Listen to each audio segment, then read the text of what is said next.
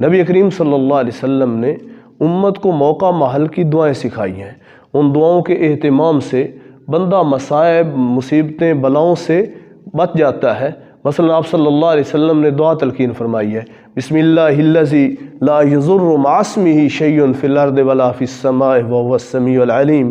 جو بندہ صبح 3 دفعہ پڑھ لے شام تک، اور جو شام کو پڑھ لے آگے صبح تک، اللہ ہر قسم کی وبا سے، مصیبت سے اللہ اس کو محفوظ فرماتے ہیں۔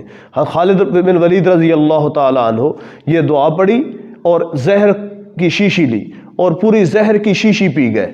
اور یہودی دیکھتا ہے، وہ کہتا ہے اس زہر کو ہم تلوار پہ لگاتے ہیں اور اس تلوار کا تھوڑا سا زخم ہو جائے، اس تلوار سے تھوڑی سی خراش آ جائے، بندہ بچ نہیں سکتا، بندہ مر جاتا ہے، اور یہ تمہارے لیے ہم اس کو لگا رہے ہیں۔ زمین پہ ڈالا ایک قطرہ، زمین ابھرنا شروع ہو گئی۔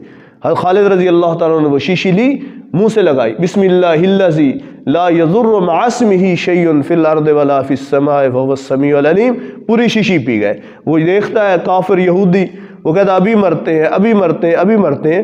تو کیا کہنے لگے کہ یہ شیشی اور یہ زہر بندے کو نہیں مارتی۔ میں نے اللہ کے حبیب صلی اللہ علیہ وسلم سے سنا ہے کہ جو اس دعا کا اہتمام کرتا ہے اللہ جل شانہ اس کو ان مصیبتوں، ان بلاؤں سے محفوظ فرماتے ہیں۔ لیکن ہر ایک کے بس کی بات نہیں ہے، جتنا اللہ کے ساتھ تعلق ہوگا اتنا سارا اس کے اندر تاثیر ہوگی۔ ہر بندہ اس کو پینا شروع کر دے اور مرتے جائے، اللہ تعلق کو دیکھتے ہیں، کرتے اللہ ہی ہے۔ زہر سے بھی اللہ کریں گے، بغیر زہر کے بھی اللہ کریں گے۔ اگر زہر بندہ پیے اور وہ زہر دوائی کی اور تریاق کی شکل بن جائے تو یہ بھی اللہ کی قدرت ہے۔ خالد رضی اللہ تعالیٰ عنہ فرماتے ہیں میری کمر میں درد ہوتی تھی اور بڑے میں نے علاج کرا، وہ ٹھیک نہیں ہوتی تھی، تو وہ زہر کے ذریعے سے اللہ نے کمر کا درد ٹھیک کر دیا۔ تو وہ تھی نقصان والی، اللہ نے اس کو فائدے میں بدل دیا۔